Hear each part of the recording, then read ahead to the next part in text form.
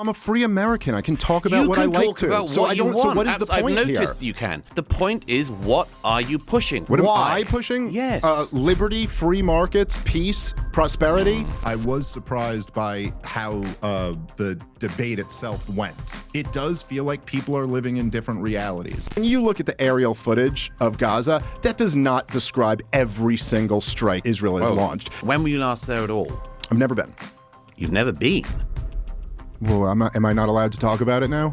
You just don't know the information you need to know to make that judgment. If someone were to do that, you would call it intentional murder, right? That's not true. You're not raising questions. You're not asking questions. You're telling people something. I think there's a whole bunch of guys doing that. I think Dave is doing that.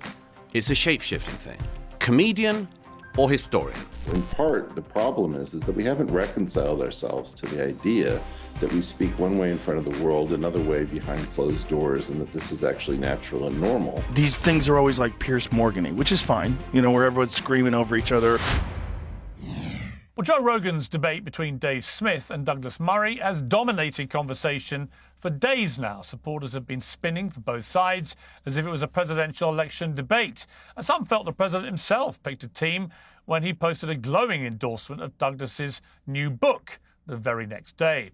Almost as interesting as the main debate were some of the issues it raised about the way that debate has transformed in the digital age. First is so-called credentialism. Should someone with old-fashioned qualifications get more of a say than someone who does a lot of research but ultimately has none? Do you need to travel to a specific country or experience a war to have valid opinions about what's happening there? And should the podcasters who now wield more influence than any TV network be more judicious about who they platform? Or is that kind of censorious, judgmental gatekeeping the very reason they got so popular in the first place? Finally, who won? Well, joining me to debate all this are two people with very different views on all of the above. One is John Spencer, Executive Director of the Urban Warfare Institute, who took issue with a number of Dave Smith's points and felt he was epically dismantled by Douglas Murray. And the other is Dave Smith himself, host of Part of the Problem, who's a comedian and libertarian commentator. And he felt, of course, that he remained epically intact. And will be joined a little later by Eric Weinstein. So let me start. First of all, Dave Smith, are you surprised, Dave, about the reaction to your showdown with Douglas Murray? And do you believe you won? I'm not surprised at all by the reaction. I was surprised by how the debate itself went. But as it was going that way, I knew exactly what the reaction was going to be. I thought that was pretty clear. I think that, you know, I would say this, what I thought was kind of strange about it was, and I know probably both of you we could all think of examples like this. Like there's been many times where people were challenged to a debate and they refused to debate them. Dr. Hotez with Bobby Kennedy comes to mind for me, but there's lots of examples like this. And and sometimes that's reasonable and sometimes it's not reasonable. Like I think in the case of Hotez, he should have debated Bobby Kennedy. But at the same time, I've been challenged to debate flat earthers and people with 150 followers, and I'm not particularly interested in doing that. So sometimes you'll see people who go, they'll take the path of like, look, this person's beneath me. I'm not going to debate this issue. I have no interest in doing this. And then sometimes people will agree to debate. I think Douglas Murray is the first person I've ever seen try to do both. And it made for kind of an interesting spectacle. If you're asking me if I think I won, I mean, you can let other people can have their opinion on that. Obviously, I'm biased in saying that. I think that the overwhelming reaction that I've seen is much more that Douglas Murray lost than I won. I think I was there to debate Ukraine and Israel, and Douglas was there. He made it more of a bigger kind of watershed moment about the experts versus the podcasters, which was not what I thought we were going to do. But I think in doing that, it's hard to even say win or lose. You're going into an environment where you couldn't have worked harder to turn the entire audience against you. Obviously, by definition, the audience of the Joe Rogan Experience are on the side of the podcasters being allowed to talk about these issues. And as I said in the debate, I don't think the expert class has a very good track record. Yeah, I mean, I really enjoyed it, for what it's worth. I've had you both on my show, of course, a lot, and I enjoy watching you go at each other. I've seen lots of praise for you, Dave, indisputably, a lot. I've also seen, and we've just got a little summary of some of the lack of praise for you. Dave Smith was eviscerated by Douglas Murray, posted Henry Hobson. This is what happens when bluster and shallow thinking go up against a considered intellect. John Daly said watching someone like Douglas Murray absolutely crucify Dave Smith is a real treat. And Con Tomlinson, Dave Smith is ignorant, Douglas Murray crushed him. And the only reason I read those three out is it shows me that on social media in particular, when these kind of events happen, and I call them events because everybody watches them, when they do happen, there's very little middle ground. There are very little people who pop up on social media and go, you know what, on the one hand, I thought Dave made some good points. On the other, Douglas made some good points, and I really enjoyed the experience, which is probably what Joe Rogan thought. But no, we're in a very tribal world where before you guys even sat down together with Joe Rogan, they'd already decided you were going to be disintegrated, dismantled, and crucified. And similarly, a lot of people who like you and don't like Douglas Murray felt exactly the same way about what was going to happen to him. What does that tell you about discourse today, and what do we do about that, if anything? Well, for the record, I will say, I mean, and I try to not live my life in on internet comments, but for this one, I just could not help myself. But if you look at the YouTube comments or the Spotify comments, I mean, it's overwhelmingly hostile toward Douglas. It seems to me that there's, every account on Twitter with an Israeli flag and a Hebrew name in their bio certainly seem to think that I got my ass kicked. What's even more fascinating is that there'd be specific moments that people draw 180-degree opposite conclusions from. Like the one that I saw going super viral is him, asking me if I've ever been to Israel, and then kind of putting on a performance about how shocked he is that I haven't been there. And it was interesting to me how different people could look at the exact same moment, and one group of people could say, oh, this was Dave getting destroyed.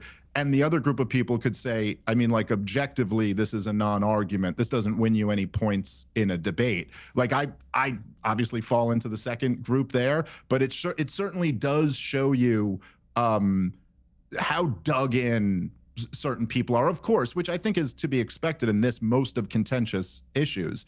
But yeah, I don't know exactly what to take from that, but much like in the last 5 years particularly, it does feel like people are living in different realities. And even if you were to ask people to tell the story of COVID, I mean, like, what just happened over the last 5 years with this global pandemic? It's amazing how much people could have completely diametrically opposed understandings of the reality we just lived through. Now, I'm not being a relativist here. I think one of those sides is wrong and the other one is right, but that is where we are. Funny enough, I would say the COVID debate is a lot more nuanced in reality than the two extremities take it, for what it's worth. But let's bring in John Spencer, because he certainly was not in the Dave Smith one camp. You tweeted, Dave Smith and Douglas Murray debated who qualifies as an expert and who should be making declarative statements about certain wars. That question answers itself. And that's been construed, John, to mean that you believe that Dave Smith was not the expert in the room. Explain why you felt that Dave Smith lost this debate. Sure. I wouldn't say it had anything to do with Douglas. I would have to say it was the statements that Dave Smith made during the podcast, which highlight, and I won't get into the credentialism as Dave's quoting four-star generals or who's an expert, who's not. I do research. I think Dave tells jokes for a living. I had a problem with the statements were made, and then how do you come to that conclusion, which really does get to the podcaster world versus other individuals on how did you come to that opinion or that declarative statement, like Israel is intentionally killing civilians? I mean, there's like 10 different ways you can do research. You can do comparative, case study. And I think this is what Douglas was saying. If you haven't been there, then how are you getting to your conclusion? Ethnographic, you can go there and do interviews in Gaza, like both Douglas and I have done with soldiers. What's going on? How are you doing it? You can do even historical archival data research. That's not what it appears that Dave does, and it seems to be more of a historical revisionism. Take a piece of data that you got and then tell a really convincing narrative on how you got to your conclusion. But as somebody who has students, I mean, correlation is not causation is that famous phrase, when that story is actually just a lot of correlation and inferences. How did you get to your conclusion? How do you do that research? Forget the expertise and the credentialism. You're making a statement like it's true, and I know Dave's anti-war, and that's great, but you can't be anti-factual, and Dave, without Douglas, just made a bunch of not true statements. Now, I may be about to shock you with this, but tallow is an exceptional moisturizer. The oil in our skin shares many of the same fatty acids as tallow, making it nearly impossible to beat. You can have silky soft skin, like me, with an all-natural alternative. It has no fillers, and it's much more than just a moisturizer. It can replace lotion, night cream, wrinkle cream, neosporin, and much more. It's powerful enough to heal your skin, but it's safe enough to spread on your toast. And if you're looking for natural solutions, what about your toothpaste? Van Man's Mint Bone Tooth Powder is packed with all the minerals and the nutrients needed to remineralize teeth. They use zero fluoride, SLS, glycerin, and foaming agents. The aim for all of Van Man Company's products is to be edible, especially those which are literally used in your mouth. Go to vanman.shop/discount/Piers for 10% off. That's vanman.shop/discount/Piers.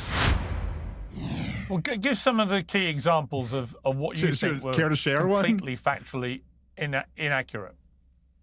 Absolutely. So, I mean, I think the over one, which is what me and Dave were talking over X, is that Israel is intentionally killing civilians, especially children.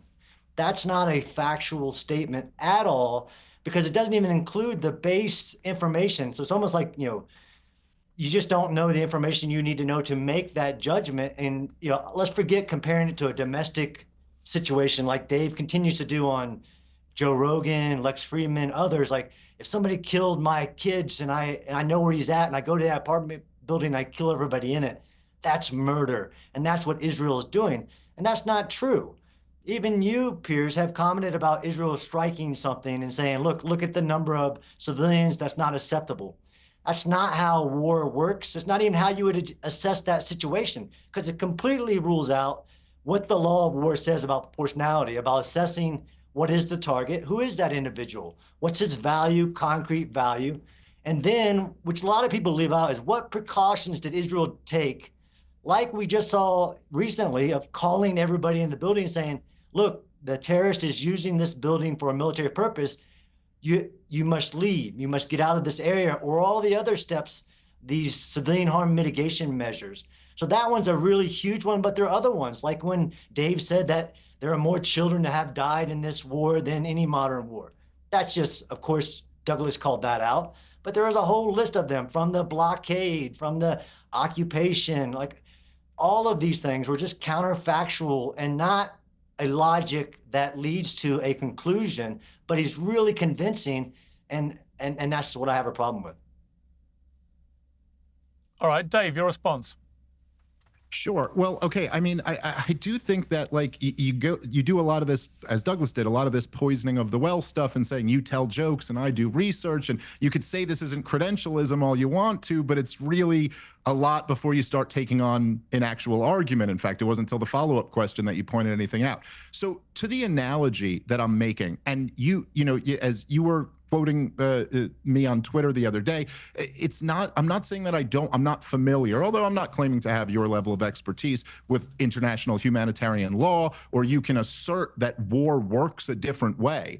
I'm talking about something much more fundamental. What I'm saying is that Douglas is making the claim, and many others are, that Israel's killing of civilians is unintentional. And I'm talking about a very basic philosophical concept of morality, of intentionality, and that by what people mean when they say intentional, that if this was done domestically, we would consider it intentional. The point is that war, yes, look, there's been the Geneva Convention, there's international humanitarian law. It goes back to the mid-19th century, was codified into law after World War II. I think that's a good thing. I think it's a step in the right direction. But this is all a politician or a group of politicians declaring a word, and the fact that there are lines drawn on a map does not in any way magically transform morality or the basic philosophical concept of intent. And even in your example there, if I were to give out pamphlets, give out a warning, tell everybody I'd really like you to leave, and then they didn't, and I blew up a building, we would consider that intentional murder. Now, my point, I think a lot of times people object to almost what the implications of this way of looking at the world might be, but forget all of that for a second. I'm just talking about how human beings think about these things. And when you talk about an intentional killing, now, by the way, I should also stipulate that it's not as if that's the case in every single one of these strikes that Israel's taken. And we've gotten all types of evidence about this. And there's quite a number of cases, hundreds of cases, where they're waiting for terrorists to go back into a residential building and then attacking the building, suspected terrorists, I should say. But regardless, none of this is even really the point. The point is that on a very basic human level, and I would also think this is completely incompatible with Christianity, although I'm not trying to lecture anybody about that, but there is no micro and macro morality. There is no micro and macro intentionality. These are human concepts. And if you are dropping a bomb and you know that there are women and children on the receiving end of that bomb, then that was done intentionally. And I think this is the reality of war. And I think if we're going to have a conversation about this, we should deal with it in reality. Yeah, and also, John, I'll get you to respond to that. But I mean, it just seems to me, having done so many debates about this since October the 7th, I've never disputed that Israel had a right to defend itself, in fact, a duty to defend itself and its people from any further attacks of that magnitude, given how horrific it was. So let me just restate that again. But there's a kind of unique battlefield in Gaza. I would argue, and maybe you would argue differently, that you've got 2 million people, 50% of whom are under 18, and that the enemy are all living in civilian areas amongst the civilians. So you have a kind of horrific battleground, if you like, to attack if you're Israel, in the sense that you can only constantly kill a lot of civilians, including children, if you go after the enemy in those civilian areas. And that's exactly what's happened. And I can't think of a similar war, and maybe you can, you're more experienced at this, I accept, than I am, but can you think of another scenario where the proportion of children that is in the attack zone has been at 50% or higher, and therefore we're seeing so many children being killed? So, look, yeah, that's the case study or comparative model that you could do the research on. How does this compare to anything else? And it doesn't, right? The 20 years of preparing Gaza for war, the 400 miles of tunnels, the human sacrifice strategy, because both sides actually have legal obligations. And when Hamas says, I need the death of my women and children, that's not right. So the data about what is the population. So one, I don't want to be, heartless about it. And every death of a child is terrible, but you're evaluating anybody who's below the 18 as a child, as in, that Hamas has basically charged. I joined the military at 17. Am I a child? And Hamas deploys, the average age of a Hamas recruit right now is 16 and a half. We've seen them put weapons in hands of very young children. You have combatant and you have non-combatant. Is there any comparable status to the demographic of Gaza? No. Is there any comparison to where another country, Egypt, refuses to let even those that want out from the combat areas, and Israel, who took weeks to evacuate the civilians from the areas they're going into? So absolutely, there are so many here, but back to Dave's comment, which it stands on itself, explaining what he doesn't know about war or the laws of war, about them being codified and when they went into effect, or this is a simple question of morality that, war should be no killing of civilians. That should just be it. You two military should go find your place to fight and just have it out. That's not the history of war from the creation, literally, of city-states going out and everything. Again, I think you want to get into the frameworks to point. judge. No, the frameworks to judge war. We as societies, all the societies of war, the Geneva Conventions is one example, have decided here are the boundaries of brutality of war. Like, we don't bomb innocent civilians. And you cannot say, I don't care what your Haaretz articles say, you're not going to show me that Israel has targeted civilians, intentionally killing civilians. When I can show you measures that Israel has taken that no military in the history of war have taken to get civilians out of harm's way so they can target that terrorist. You once said on a podcast that if the terrorist is holding a baby and shooting at you, then of course you can kill the terrorist. And unfortunately, what they're doing is wrong. But then I understand that when we have cases of Hamas doing that, holding children so nobody will shoot at them, or going underneath a hospital, a school, a mosque, doing what we call lawfare. You have to have an understanding of the evolutions of the law of war, how it is adjudicated. When you say evidence, I mean evidence, not TikTok videos. I mean actual evidence of what did the person dropping the commander know? What did he do to prevent it? What time did he do it? What type of munition did he use? Dave's statement stand on his own of showing that he doesn't know the foundations of war, even if it's what you call a just war or just execution of the war. You're just not communicating that you know enough to make a statement like that. I'm just philosophically talking about killing civilians is wrong. That's what the law of war says. It says don't target civilians. Yeah. What Hamas did on October 7th. It doesn't say 0 civilians will die in a war. There's the precaution law of war. There is the feasible things you do to prevent the civilian death. But you can't say Israel hasn't done that. And I'm saying, based on my research, not an appeal to expertise, going there, interviewing IDF soldiers, commanders, Netanyahu himself, I'm saying Israel is not targeting or intentionally trying to kill civilians. They're doing the opposite more than anybody else. Piers Morgan Uncensored is now proudly independent. If you like the show, we ask for only one thing. Subscribe on YouTube and follow Piers Morgan Uncensored on Spotify and Apple Podcasts. Now let's get straight to the point. Support for today's show comes from a business focused on a critical issue: prosperity. US national debt is at crisis levels. Inflation has made life more expensive for everybody, and the stock market is precarious. It's enough to make anyone's financial future feel grim. So what is the solution? Well, a simple one is to opt out of the chaos and invest in something solid and reliable: physical gold and silver. And there's only one name you need to remember: American Hartford Gold. This company has earned the trust of thousands of customers with an A+ rating from the Better Business Bureau and glowing reviews you can see for yourself. They offer an incredible range of gold and silver bars and coins. They can be delivered directly to your door, or they'll help you set them up in a tax-advantaged gold IRA. First-class customer service makes the whole process simple, secure, and straightforward. American Hartford Gold is committed to getting the truth out there and giving you peace of mind in uncertain times. And if that wasn't enough, you'll get up to $15,000 worth of free silver when you make your first purchase and mention my name, Piers. So make the smart move. Call 866-692-2474 or text Piers, that's P-I-E-R-S, to 65532. That's 866-692-2474 or text Piers to 65532. All the details are in the description. Now on with the show. Okay. Again, I mean, Dave, that last point, that last point John made, and obviously respond to everything he said, but the last point about he's been there, you know, one of Douglas Murray's attack lines with you was that unlike him, who regularly goes to Israel, he regularly goes to Ukraine, you don't go to these places that you then opine on. You know, personally, I don't think you need to go to the sun to know it's hot.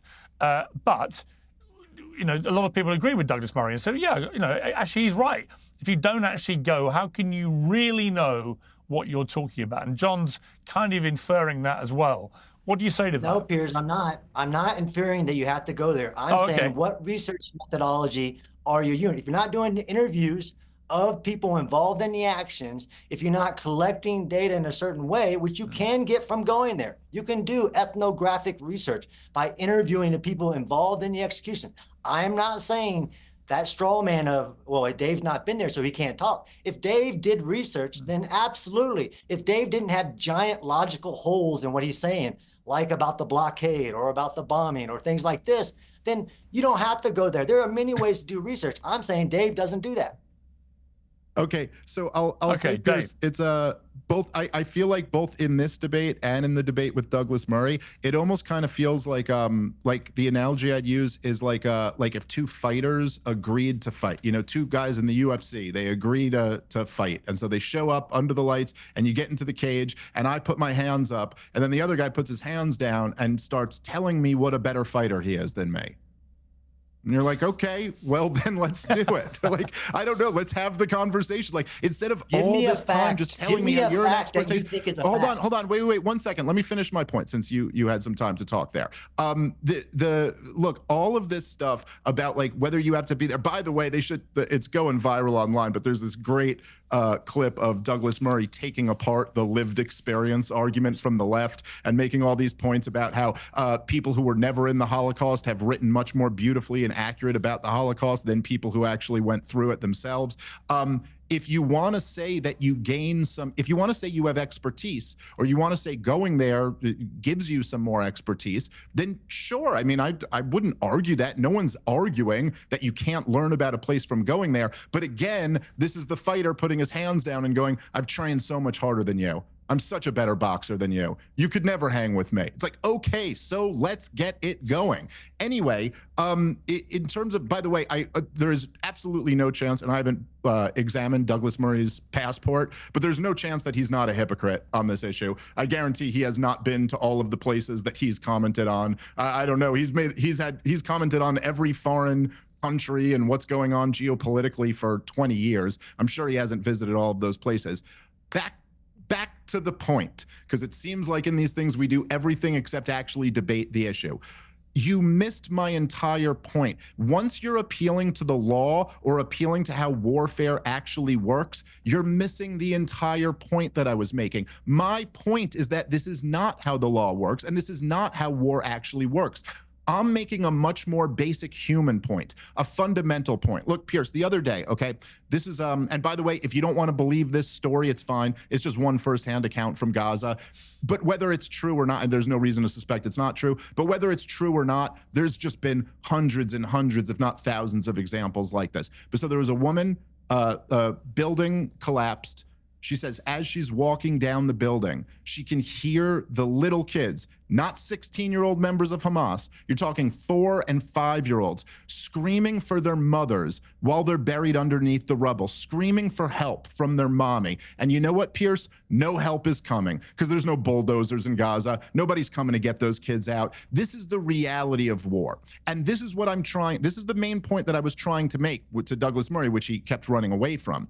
If you're going to say that our goal here is to degrade Hamas, Murray conceded you probably can't eliminate them, but he feels like you can degrade them. If you're going to degrade Hamas and the cost of it is those little children dying under rubble, screaming for their mother as their bones are crushed and no one's coming to help them, then fine. But at least say that you find that price acceptable. And then we could have a real conversation about why people are going to view you as a monster and why the other side will never stop fighting and will always be against you. Because I could tell you for sure, if that was my kids, and I know, Piers, if those were your kids as well, you wouldn't want to hear anything about how, well, we've codified in international law that this is the norm of the way wars are allowed to be fought versus not allowed to be fought. I'm making a very human point that this is the reality of war. And you can say under international humanitarian law, it's not considered intentional.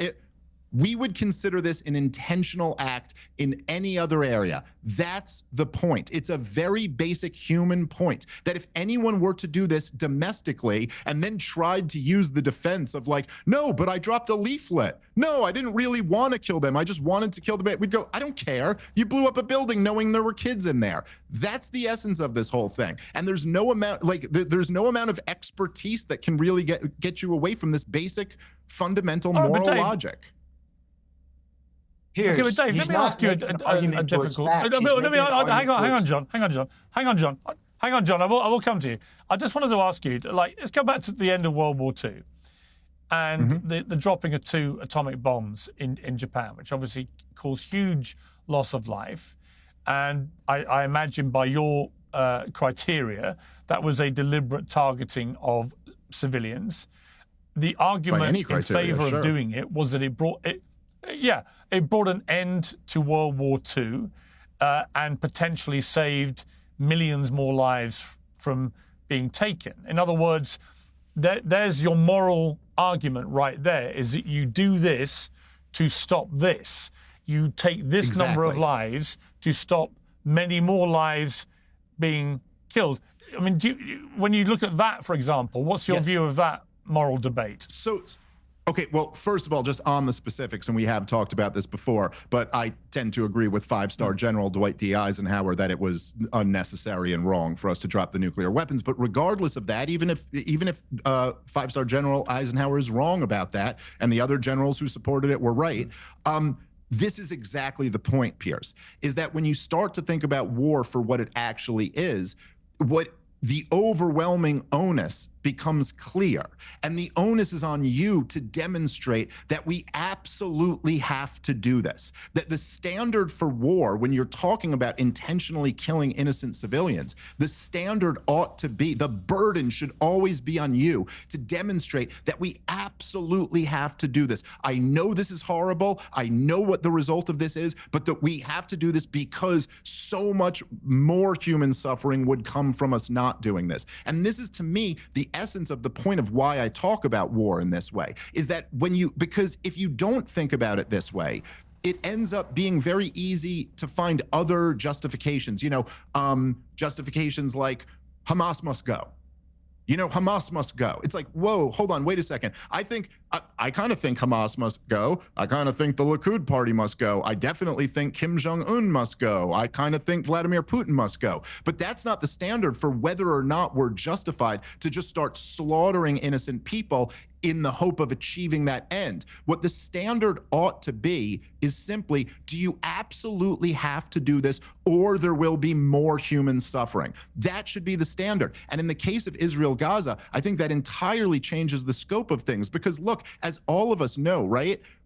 Gaza was, before October 7th, the most surveilled area in the world. Israel is the fortress of the world. It was a monumental failure of both policy and security for October 7th to have happened in the first place. And it's just not the case that there's going to be October 7th after October 7th if Israel just stops now and leaves Gaza in the rubble mess that it is. And so that's exactly, like, I'm not I get your point, Piers, because you're almost going, wait, but if we follow this logic, then when could we ever fight a war? And essentially my point is that, yeah, the onus should be on anybody who wants to fight a war, ever. The onus should be on them to demonstrate that it is absolutely necessary and that there's nothing else we could do in this situation. Okay, John, your response.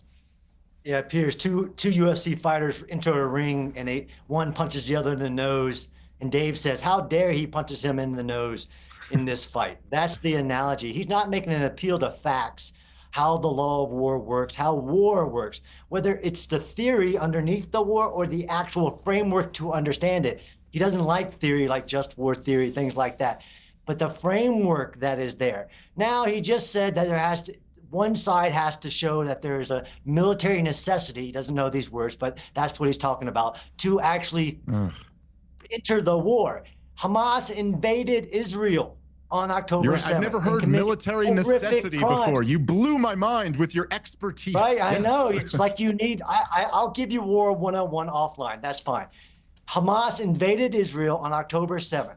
Israel invoked Article 51, a self-defense war in accordance with the United Nations, again, more frameworks that people need to know, and said Hamas will be destroyed, removed from political power, and the hostages returned. Now, David said that's not necessary, and that all Israel needs to do is put more men on the wall. That's what Dave said, his solution, because he also doesn't study military theory on how do you win a war. He intermixes counterinsurgency theory with a war against removing a regime from power, defeating their military. That's not what I was doing. factual. You said those exact words on Lex Fridman. No. He's not making an appeal to facts. I'm debating. He's making an appeal to emotion and morals, not what the law. Morals. I'm making an appeal to logic and morals. Hamas started a war on October 7th. Hamas is going to lose a war, and it's going to never be in power again. It's never. And Hamas is the one that says they want to do October 7th. But Dave says, just put the wall up. They won't be able to do it on October 7th ever again, right? You have this blockade, although there was 100 tunnels going from Egypt to Gaza to build this military that Hamas built. And he'll say that Netanyahu sent him money. He's not making an appeal to facts. This is what we have a problem with Dave Smith. He makes an appeal to emotion and does historical revisionism. And he tells these narratives that aren't true. Piers, so his can I just tell you, Piers? He's anti-war. What's so funny about this, Piers? Okay, what's so funny about this, Piers, is that after all of this, once again, all of this, I'm an expert, you don't know this, I'm an expert, you haven't studied military 101. Then after all of that, the substance of what we're left with is, right, okay, got it. After all of that, the substance that we're left with is Hamas started the war on October 7th. Yes, the most basic point that every pro-Israel person has made on this show forever. That's what you've got here. Okay. I got a fact. Now you want to debate the facts of how Israel could achieve that goal. By the way, you also don't even know what an appeal. It's not an appeal to emotion, by the way. That's not what it is. Although you do seem to be flirting with an appeal to authority. No, it's an appeal to morality. For me to describe the actual human impact of what this policy is resulting in is not an appeal to emotion. I mean, it's an appeal to morality, and it's an appeal to logic. An appeal to logic. Look, you can't answer me this very simple question, okay? Here's the very simple question, okay? You'd have to admit, look, let's take the worst example, just not your example where there's a Hamas rocket firing at Israel. Give me Gaza. Don't give me a hypothetical and the morals of the law. Give me an actual question. If you interrupted me, I was on my way to. Let's say Israel targets an area where there are 2 combatants and 2 civilians. It's your 1-to-1 ratio, okay? And they decide that's acceptable by the international laws of war or whatever. By the way, in your appeal to the international laws, you didn't mention the ICC warrant for Netanyahu, which they don't seem to be respecting that much. But anyway, but we're still, you can still appeal to this framework even though they never have to live up to it. But let's just say, okay, the exact same action happened domestically. If someone were to do that, you would call it intentional murder, right? How does the concept of intentionality change because a politician uttered the word war, they declared it, and it's taking place in a foreign country? Without appealing to authority or appealing to law or appealing to what war normally is, can you as a human being explain to me how the concept of intentional changes magically because a politician uttered the phrase war? Well, the thing about the politician, it's the framework. So yes, I can give you, and this is literally you're explaining in the question how you don't know how the framework of a war works. And so teach me. Stop telling me I don't know. Stop telling me I don't know and demonstrate it. Teach me I didn't say you don't know. Your question, I'll teach you something. Your domestic law has a complete societal agreement on what those laws will be adjudicated and how they'll be determined. No, it doesn't. How a criminal deterrence, absolutely, American law. Lots of people don't agree to the law. If you kill somebody, then you'll be convicted of a crime based on a jury and a judge, all this. Then you want to apply that on war, but then disregard what the laws of war, the things that all nations have agreed to on.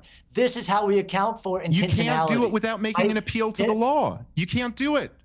You can't explain it to me logically.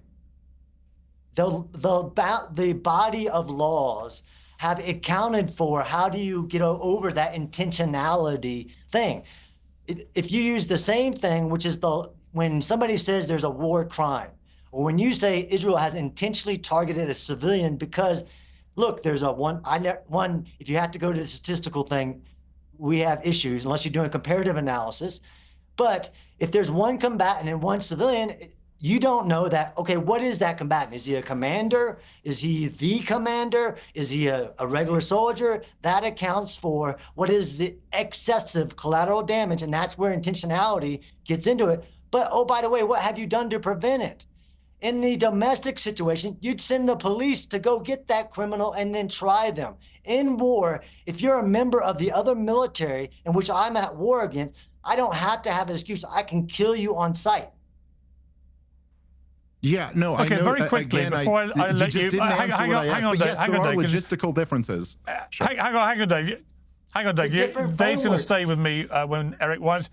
Hang on, guys. Hang on. John, we're going to let you go, John. Before we let you go, I want to ask you just one thing that also came out of the debate with Douglas and Dave, which was this issue of whether people who have what most people believe to be bad faith, deliberate conspiracy theory nonsense views. For example, Darryl Cooper saying Churchill was the chief villain of the Second World War, whether people like Darryl Cooper should be platformed on gigantic podcasts like Joe Rogan or not, particularly if they're not going to be really vigorously challenged on what is something that to me is such an obviously untrue and offensive premise. What's your quick view of that?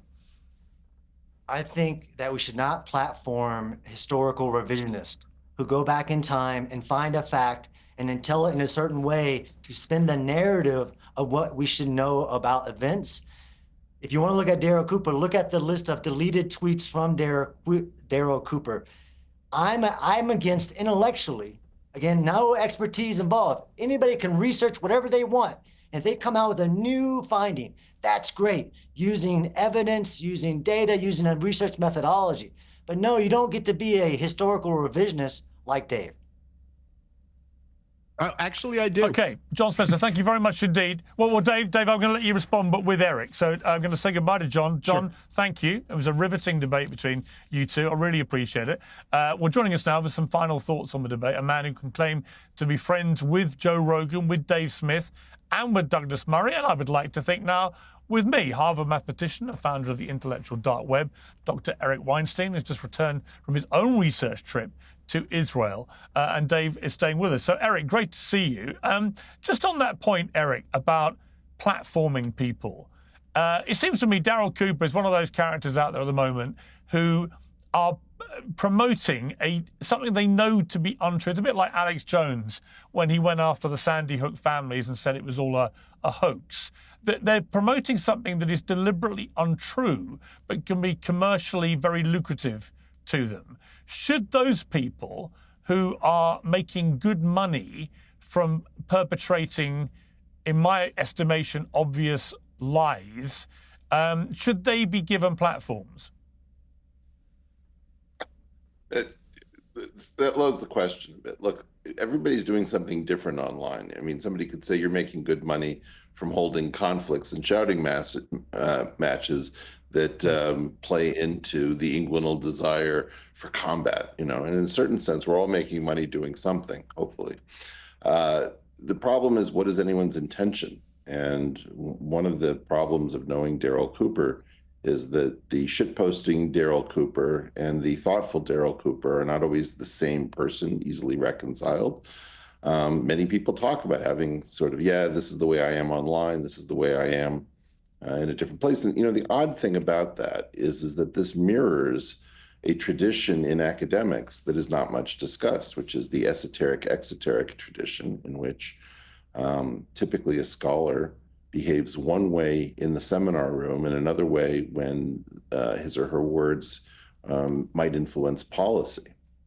And so even if you're in the heterodox movement, I'm sure that Donald Trump is keeping his own counsel about what he intends to do with tariffs. He's doing an esoteric-exoteric routine. And so in part, the problem is that we haven't reconciled ourselves to the idea that we speak one way in front of the world, another way behind closed doors, and that this is actually natural and normal. And as a result, what we're doing is we're hauling out different people. We see that Fauci and Collins are, behaving one way behind the scenes, a different way in Congress. Darryl is the same way. I no doubt have my own version of esoteric-exoteric. And we're just not comfortable with it. And so in a certain sense, we're all waking up on the same day to the reality that this is a natural and normal part of scholarship, governance, civics, and personal life. Yeah, I mean, Dave, it's an interesting one because I had Dan Balzerian on, who was spewing repulsive anti-Semitic crap to me for about half an hour before I finally ended it. But he has a big following and had been sort of going slightly down that road, and I felt it was right to challenge him. And then there was a big debate afterwards about whether I should given him the oxygen of being able to repeat this stuff on a big platform like Uncensored. I would say it was slightly different to what I think, because I think he may genuinely believe what he was saying. And it may be that Daryl Cooper does too. I don't know him. In Alex Jones's case, I mean, Elon Musk cancelled an interview with me because he saw a clip of me criticizing him for reversing his decision about whether allowing Alex Jones onto X, for example. His original position was he shouldn't be on X because he was dancing on the graves of children deliberately and was deliberately lying to make hundreds of millions of dollars out of making the grief of those poor families immeasurably worse. And I felt it was wrong to give someone like that a platform again on X. Now, it's an arguable point, but I guess my question for you would be, you're a libertarian. You clearly think Daryl Cooper should be platformed. I heard that strongly when you were talking to Douglas. But is there anyone who shouldn't be platformed? I mean, where is that line for a libertarian?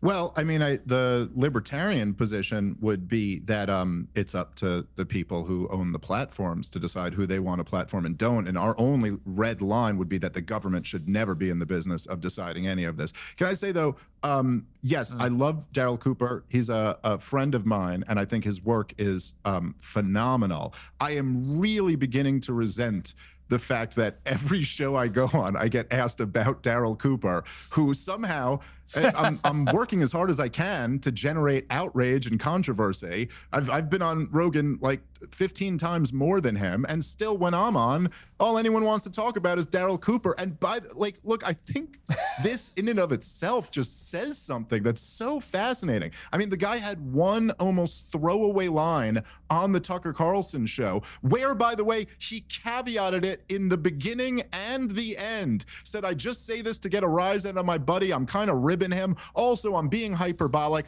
And when I say Churchill's the villain, I don't mean that he committed the most atrocities or was the worst person. And it's like, my God, this sentence, the reaction alone to it almost proves the point, that which ultimately is what Daryl Cooper was making, which is that World War II has become essentially our religion.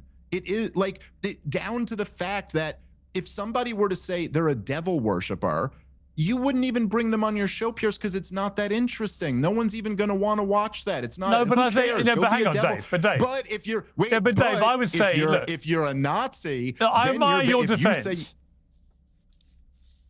I admire your defense, but let's be clear: if someone is going to say that Churchill's the chief villain of World War II, they deserve all that's coming their way, because Churchill tried to defend he didn't the world even really say that from a genocidal maniac called Adolf Hitler. I don't think there's any debate to be had. So when you do that, you are deliberately putting yourself in the fire. Anyway, let's move on. Fair enough. Fair enough. And maybe he could have been more precise in that comment. But to your like larger question, look, I mean, all of this stuff is somewhat debatable and somewhat arbitrary. I tend to err on the side of, I think you were right to have Dan on your show. And I think that it's like, look, this is, if you think this stuff is bubbling up on the internet and it's very concerning to you, okay, well, like, look, we had a massive experiment between 2016 and then really culminating in 2020 and then kind of died down after Elon Musk bought Twitter. We had a massive experiment in internet censorship and deplatforming. Where did that get us? I mean, I think it's much healthier to air these grievances out and give pushback where warranted. And I think I tend to lean in that direction. But I will have the humility to admit, I don't know.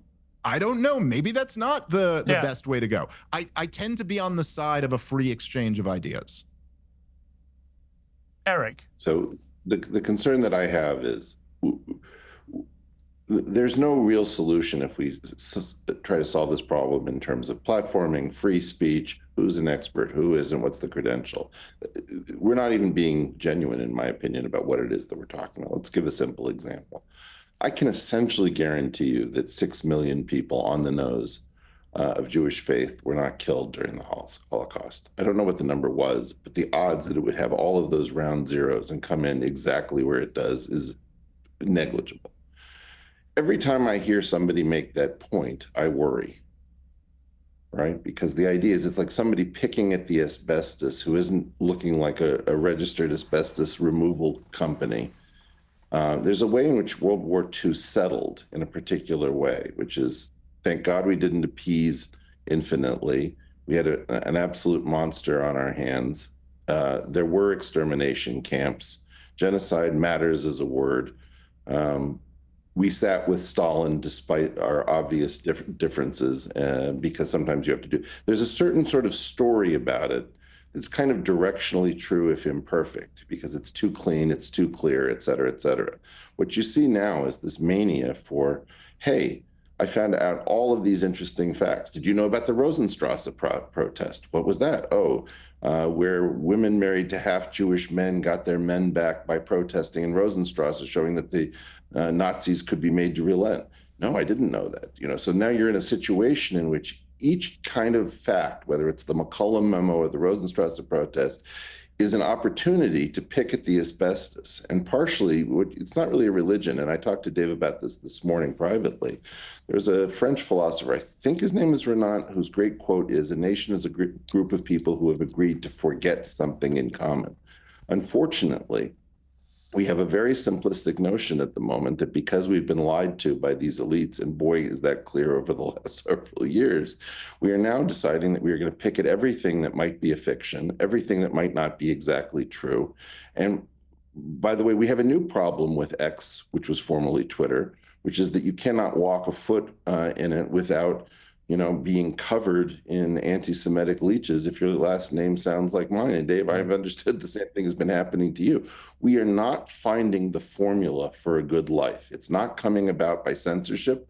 It's not coming about by false expertise. And it's not coming about by an anonymous free-for-all where everybody is sharing everything at an equal level, and we have no ability to discern what's going on. And it's not being settled through debate or combat, Dave. And I agree with you on that. And Eric, what did you make of the debate with Dave and Douglas? I don't think it was a debate. I don't think that's what happened. My guess, and again, I haven't talked to Joe about this, and if I had talked to Joe about it, I couldn't say because I don't transmit private conversations. But if I had to make a guess, Douglas was trying to do something normal, which is that as an author, he was calling on a friend to say, hey, I have a new book and I'd like to be talking about it to generate some interest. And my guess is that because the book involved Israel and because Joe was open at the beginning of this program and saying that he found barbarism in Israel's actions, my guess is that Joe was probably very comfortable with Douglas and very uncomfortable with the book.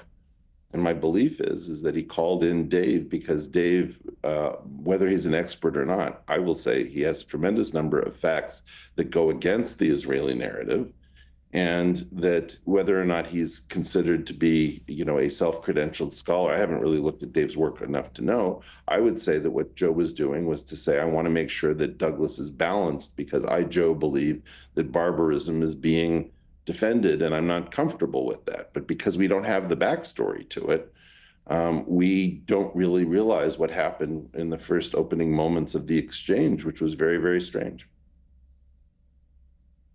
And you've just come back from Israel, Eric. I mean, where do you think we are with this war? And in terms of the moral debate that I had between Dave and John Spencer earlier about whether civilians are being deliberately targeted, what do you feel about that part of the debate about the war?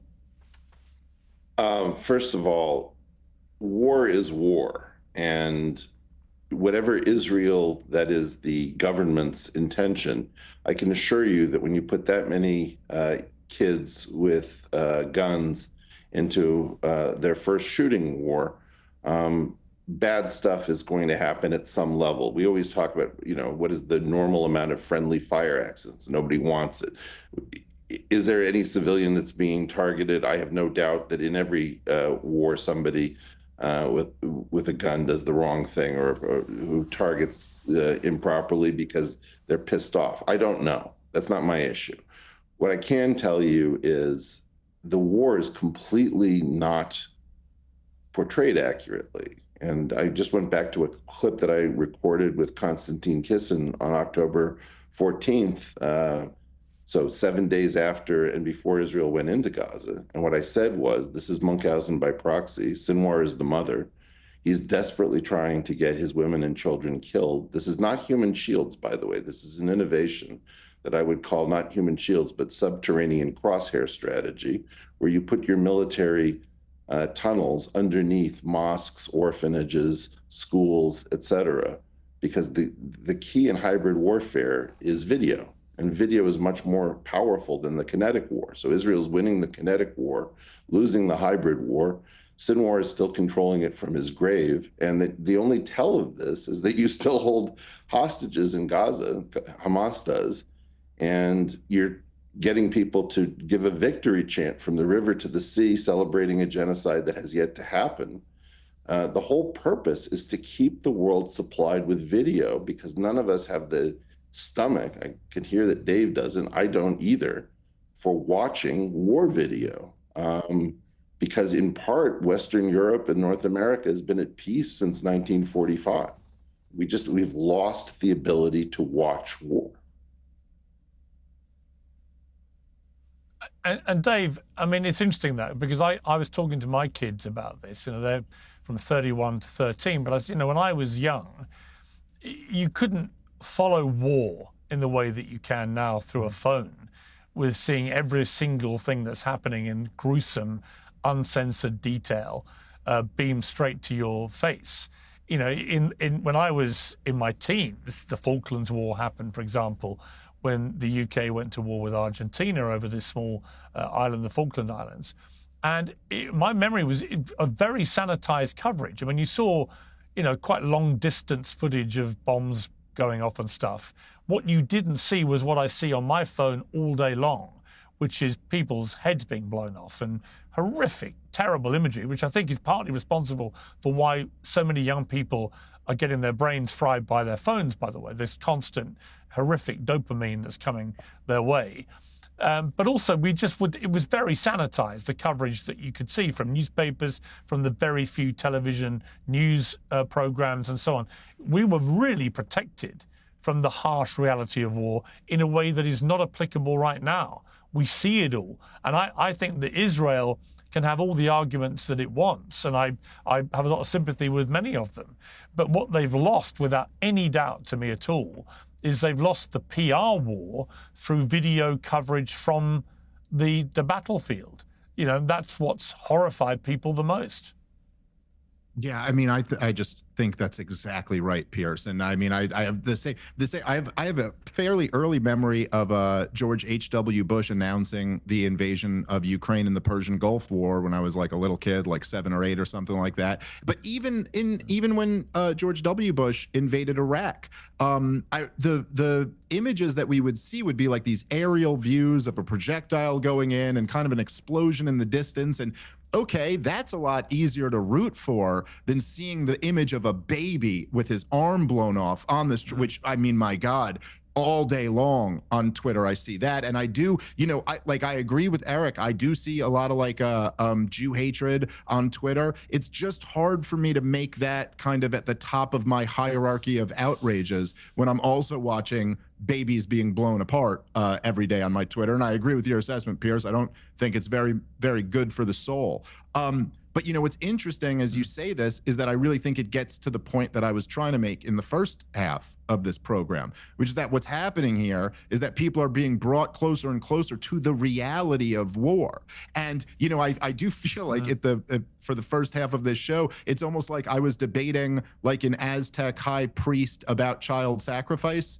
And I'm sitting here and saying, hey, this is murdering a child. And he's sitting and saying, you don't even understand the doctrine. You don't even understand what it is that we're doing here. And it's like, no, look, the reality is, in effect, this is what's happening. And I think Eric's right also.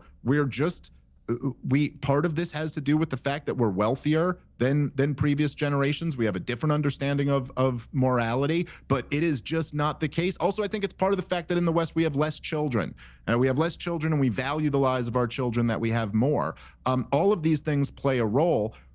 But again, the essential point, which I've said several times on the show to you, Piers, here is that this is the whole game. Asymmetrical warfare. The action is always in the reaction, right? You could watch Osama bin Laden's son had a great article. If you want to Google it, it's Osama bin Laden dead and loving it.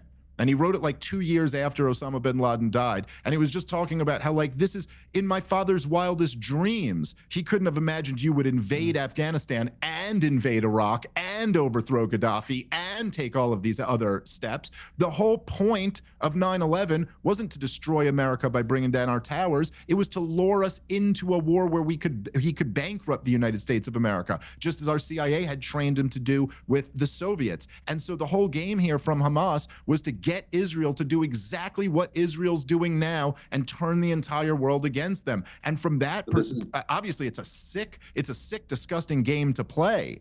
But from that perspective, they've been incredibly successful. I mean, Eric, anyone who's watched the 45-minute film that Israel authorities produced of all the gruesome lowlights of what happened on October the 7th will feel the same sickening sense of utter revulsion that I felt when I watched it, as I have done to the scenes I've seen from Gaza. You know, it was utterly horrific what happened on that day. And so I completely understand why so many Israelis and Jewish people around the world have felt so utterly determined to get rid of Hamas at all costs. I totally get all this. But in relation to what Dave said at the end there, you know, just final word to you, where does that leave us, do you think? I'm confused because I watched these videos and I hate it. It scars my mind. I will never be the same person after watching the gruesome nature of what's happened in Gaza. Some of it is fake, some of it is real. It doesn't matter. What I don't understand, and I'm just completely at a loss, is this hardens one's heart against whom? You know, my tweet that I keep reading from October 17th, before Israel went into North Gaza, IDF-assisted suicide, Zugzwang, Munchausen by proxy. I said, this is going to be horrific. Innocent life is going to be lost in Gaza. This is a plan. And every time I see that, and I see people holding hostages, I think, wow, how fascinating that the world can't put together the fact that Israel is in effect forced to move. And this was clear before Israel ever went into Gaza. Sinwar, one of the things I did when I was in Israel was to yell at the Israelis saying, you had an evil genius who bested you. You pride yourself on your intellectual achievement. You lost. You're still talking about human shields. This guy's 2 moves, 3 moves ahead of you from the grave. And the fact is, I feel what Dave feels. I just feel it 100% towards Hamas. I don't understand. If people do not realize what war is, where it will be brought, whether it's Charlie Hebdo or the Bataclan or a parade in Nice, you are talking about a level of warfare that you cannot accept because it is predicated on a strategy of women and children being the biggest munition in war. This is the great asset in hybrid war. And what we are seeing is an innovation that has to be stopped. Israel is so bad at this. It hasn't figured out. Imagine if they had the supposed imaging we have for under the pyramids to map the tunnels of Gaza. Imagine that they developed ingenious ways of getting down there to spare more life. This is a call for Israel not to lose its soul. But the fact is that it's being outplayed by a dead master strategist. And, you know, my feeling is that when Israel speaks and tries to justify itself, it tends to lose me. The way that I really shifted my sympathies in this whole thing was by listening to the Arabs and listening to Hamas. And when they justify this, I just think, my God, as bad as I think Netanyahu has been in handling all of this, the absolute genius and complete evil of the Arab position here is something that has to be contested, and Israel does not appear to have better means to do it. Yeah, and let's not forget that the official spokesman for Hamas, about 2 weeks after October the 7th, on camera, said that their intention was to do the same thing again and again and again, which I think is something that people often forget about in the mix of all this, which is Hamas is wedded to annihilating Israel. And that's, I think, a very important cog in this. Yeah, but let's keep in mind who's actually being annihilated. Well, I think, listen, there's no question that the scale of the retribution, one of the questions I asked repeatedly, as you know, Dave, throughout the months after October 7th was what is proportionate? I don't know the answer. I do know from relatives of mine who fought wars that once a war starts, it's very, very difficult to control it. And it tends to be something that evolves in the way that it evolves, and history will show that a lot of innocent people get killed in every war that's ever been conducted. But what is happening in Gaza right now, I've never understood quite what Israel's end game is. I totally understand. They want to have the hostages released, and they should be. But what happens after you have flattened Gaza, short of what Trump is advocating of 2 million people migrating to neighboring Arab countries, which is a form of ethnic cleansing we haven't seen in modern times, in my estimation, by the definition of ethnic cleansing. I don't know how this ends or what happens afterwards, but it's whatever it is, it's going to be extremely messy to resolve. I've got to leave it there, guys. Dave, I thoroughly enjoyed your debate with Douglas. I thoroughly enjoy you coming on Uncensored. I think you're what I would call you're a good faith actor. I always believe with you, as I do with Douglas actually, that I think you believe what you say. People may take issue with it, they may disagree with you, but I think both of you come from a position of believing what you say. And I obviously feel the same with you, Eric, and that's why you're three of my favourite guests. So thank you all very much. Thank you, Piers. Thank you, Eric. Piers Morgan Uncensored is proudly independent. The only boss around here is me. If you enjoy our show, we ask for only one simple thing. Hit subscribe on YouTube and follow Piers Morgan Uncensored on Spotify and Apple Podcasts. And in return, we will continue our mission to inform, irritate and entertain. And we'll do it all for free. Independent, uncensored media has never been more critical, and we couldn't do it without you.